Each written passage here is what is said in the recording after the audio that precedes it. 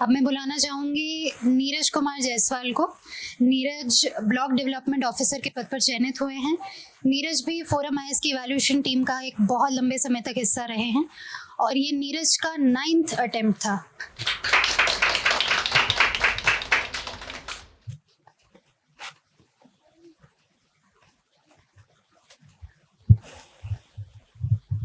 Good afternoon everyone, my name is Neeraj और मुझे UPPCS में वीडियो की पोस्ट मिली है।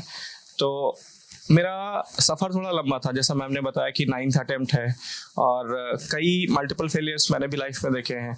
तो मेरा यही था कि एक कोई सम्मानजनक नौकरी हो जिसमें सब कुछ मतलब फाइनेंशियल कंडीशन भी ठीक हो जाए, क्योंकि जिस परिवेश से मैं आया और ग्रामीण परिवेश से आया तो चैलेंजेस काफ़ी थे। यहाँ पर दिल्ली में आने के बाद भी या कॉलेज के टाइम में जब मैं था तो वहाँ भी बहुत सारी चैलेंजेस थे, मतलब एकला चलो रे वाला सिस्टम था। तो जब दिल्ली में मैं तैयारी करने के लिए आया तो मुझे कुछ नहीं पता था यहाँ पर, और मेरा एक बहुत अच्छा दोस्त है संदीप, जिसके साथ मैं यहाँ पर आया था। तो इंग्लिश मीडियम में मुझे प्रिपरेशन करनी थी और मैं मुखर्जी नगर आया, तो यहाँ पर इंग्लिश मीडियम की कोई कोचिंग ही नहीं थी। तो फिर यहाँ 3 महीने में रहा और जो भी गाइडेंस जिसके साथ मिलती थी वो मैं फॉलो करने की कोशिश करता था। तो ये हुआ कि 3 महीने पहले आप एनसीईआरटी पढ़ लीजिए, उसके बाद फिर तैयारी करिए। थोड़ा सा विस्तार में इसलिए बता रहा हूँ क्योंकि मेरे जो चैलेंजेस थे उससे अगर जो लोग आगे आना चाहते हैं इस प्रिपरेशन में, तो उनको अगर कुछ मुझसे मेरी लाइफ से या मेरी जर्नी से कुछ सीख मिले तो अच्छा रहेगा। फिर मल्टीपल एग्जाम्स में देता रहा, हर साल कुछ ऐसा रहा कि किसी स्टेज में मैं पास हुआ, किसी में फेल हुआ। फाइनली में 2023 में मैं एमजीपी की टीम के साथ जुड़ा और मैम उस टीम की हेड है, इवैल्यूएशन डिपार्टमेंट में मैं था। तो ये था कि बहुत उससे लर्निंग मुझे बहुत ज़्यादा मिली। मुझे ये पता चलता था कि आंसर्स में क्या लिखना है, क्या नहीं लिखना है, और जो रिव्यू टीम में जो सर हैं वो हमेशा ही बताते रहे कि आपके आंसर्स में क्या होना चाहिए, क्या नहीं होना चाहिए। तो उसका हेल्प मुझे मिला और इस मेंस में मैंने यही टारगेट किया था। एक एक यूनिट में मैंने कुछ चीज़ें डिवाइड करी थी कि प्रेजेंटेशन कैसा होना चाहिए, किसी भी पेपर में कितना लिखना चाहिए, कितना नहीं लिखना चाहिए, और पेपर कितना कंप्लीट करना चाहिए। फिर ये सब देखते हुए जब मेंस लिखा मैंने, मेंस में भी काफ़ी चैलेंजेस आए लिखने में। आप लोगों ने भी फेस किया होगा, सेंटर्स पे गए होंगे, सेंटर्स पे काफ़ी चैलेंजेस थे। ये तो सिस्टम का पार्ट है। फिर मेंस का जब कॉल आया कि हाँ मेंस क्लियर हुआ है, तो मैम को मैंने बताया कि मैम मेंस हो गया है। तो मैम ने बोला कि ऐसा है, इंटरव्यू के लिए ज़्यादा टाइम आपको मिलेगा नहीं, 10-12 दिन ही मिलेंगे। तो मैं उस टाइम में घर पे शादियाँ थी तो उसमें गया हुआ था। मैंने मैम को बोला कि शादी में मैं आया हूँ यहाँ पे, तो क्या एक जल्दी जल्दी निपटा लो और फिर इंटरव्यू के लिए लग जाओ।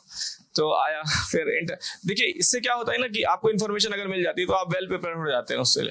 तो फिर 19 फरवरी को ही मेरा इंटरव्यू भी था, तो उसके लिए मैंने फिर से तैयार किया। मतलब कोशिश ओवरऑल यही थी कि किसी भी स्टेज पे क्लियर करते चले जाएं। हमेशा ये होता था कि कभी मेंस में अटक गए, कभी प्रीलिम्स में अटक गए।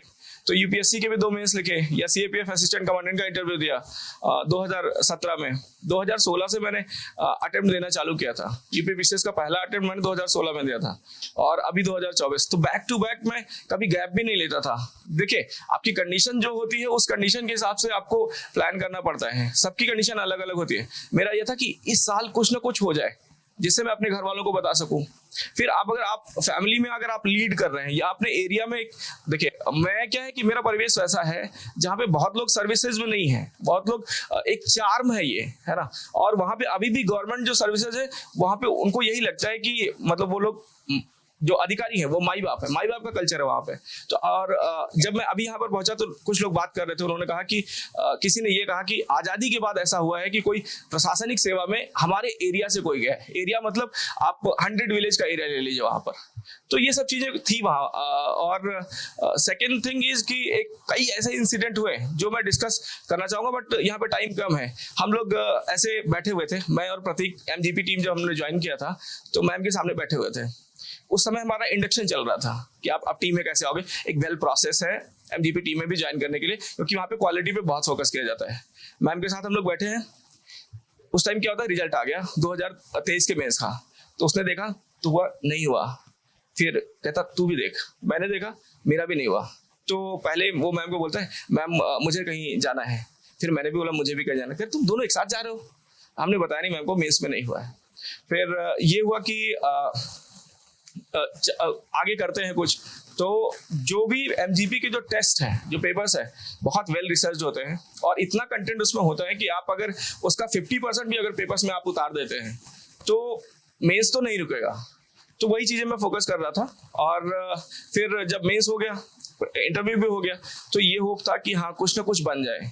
इंटरव्यू के दिन आप लोग भी इस चीज़ को फेस किए हो, 2-3 दिन ऐसा था, रिजल्ट आ रहा है, रिजल्ट आ रहा है, रिजल्ट आ रहा है, बट रात हो जाती थी और रिजल्ट नहीं आता था। जब तीसरा दिन हुआ तो मैंने कहा, उस दिन इतनी कंफर्म न्यूज़ थी, यहाँ पर यूट्यूब के बहुत सारे चैनल के लोग हैं यहाँ पे, तो एक न्यूज़ वो देते रहते हैं कि अपलोड हो रहा है, एग्जामिनेशन उसमें चला गया है, सब वहीं पे बैठे हुए थे। तो जब अपलोडिंग आया और एक ट्रस्ट सोर्स था, तो मैंने कहा चलो वेट करते हैं, 9 बजे तक आ जाएगा। उस दिन मैं फोरम से गया नहीं घर की तरफ, अकेला मैं बैठा रहा सेंटर पे, किसी को नहीं पता है, और स्क्रॉल कर रहा हूँ। तो सब कुछ वो याद आ रहा है कि किस किस स्टेज पे मैं फेल हुआ हूँ। और मैं इस तरह प्रिपेयर हो रहा था कि अगर यहाँ पर फेल हो गया, मम्मी घर पे आई हुई थी अभी यहाँ पे, तो कुछ ऐसा बहाना बताऊंगा कि नहीं हुआ या क्या हुआ है, धीरे से बता लूंगा कि अचानक से सेटबैकिंग वाला वहाँ पे एकदम नी जर्क रिएक्शन नहीं रहे। तो अब 9 बजे तक रिजल्ट आया, 9 बजे फोरम बंद हो जाता है। फिर वहाँ से मैं घर गया, तो फिर भी स्क्रॉल कर रहा था। अब सब कह रहे रिजल्ट आ रहा है तो कहाँ रुका, कहाँ पर है। फिर मैं सो गया। जब मैं सो गया तो 12:36 में जब मेरी नींद खुलती है तो 20-21 मिस कॉल थी मेरे फ़ोन पे। जब इतनी मैंने मिस कॉल देखी तो मुझे लगा कि कुछ हो गया है। फिर मैंने व्हाट्सएप देखा, तो मेरे 2 बहुत अच्छे दोस्त हैं, भूपेंद्र प्रताप सिंह और रितेश शर्मा। तो उन दोनों का था कि फाइनली वीडियो हो गया है। भूपेंद्र ने लिखा कि भैया वीडियो और कुछ झंडे बना दिए। तो मैंने कहा शायद हो गया। फिर मैंने चेक किया तो लकली नाम था। और मैं आपको देखिए, सफलता जरूर मिली है, लेकिन ये था कि संघर्ष बहुत था, और संघर्ष का मैं शायद 2% भी यहाँ नहीं बता रहा हूँ। और ये है कि बस यही था परसिवरेंस। मतलब आपको बहुत टाइम ऐसा हुआ कि मतलब हारने जैसा रहा कि मतलब हार गया हूँ, लेकिन कभी हार एकदम से मानी नहीं, लगा रहा। फाइनली कुछ हुआ है। मैम से इंटरव्यू के टाइम में बहुत फर्स्ट टाइम, देखिए मैं मैम का क्या बहुत रिस्पेक्ट करता हूँ, कभी 1-to-1 नहीं कर पाता था मैम से। तो मैम के केबिन में मैं फर्स्ट टाइम गया था। ऐसा हुआ था कि 20-25 मिनट उस दिन डिस्कशन हुई थी। तो मैम ने कहा कि तुम क्या चाहते हो, सर्विस प्रेफरेंस तुम्हारी क्या है। मैम मैंने बताया कि ऐसा है मैम, कुछ भी ऐसा मिले जो एडमिनिस्ट्रेशन में रहूं, और जो गांव है, गांव की जो गरीबी है बहुत भयावह है। आप धरातल पर जब जाएंगे तो आप देखेंगे उस चीज़ को, कि कुछ ऐसा कर सकूं, ऐसे सिस्टम में रहूं। बहुत ऑफिशियल जॉब का मेरा अपना पर्सनल वो था कि नहीं है। अब मैं इस पर भी है, तो मैं जैसे आयुष सर ने कहा कि अगर आप सेटल होना चाहते हो तो इस पर भी आप सेटल हो सकते हो। तो I am very good for it कि मैं इस पर सेटल हो जाऊंगा।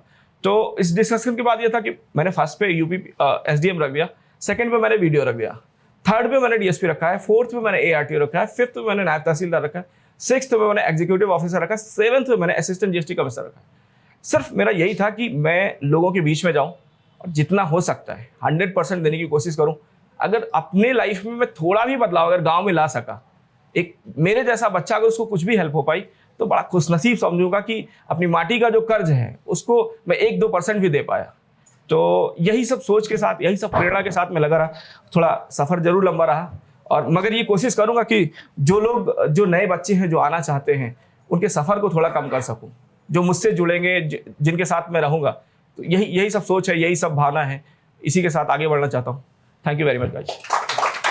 हाँ सॉरी, एक बहुत इंपॉर्टेंट मेरे लिए एक चैप्टर था। मेरी शादी 2024 में हुई, और शादी हो जाने के बाद ये तो थोड़ा सा लाइफ को बैलेंस करना हो जाता है।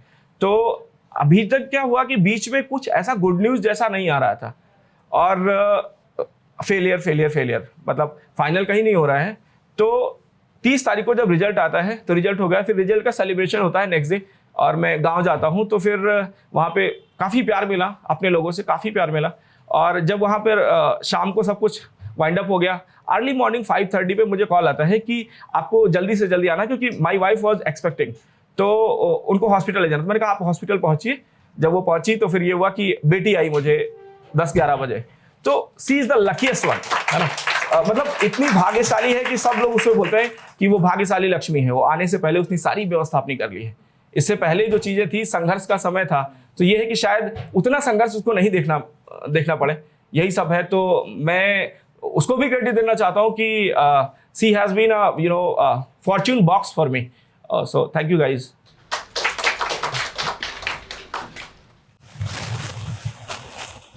Congratulations, Neeraj.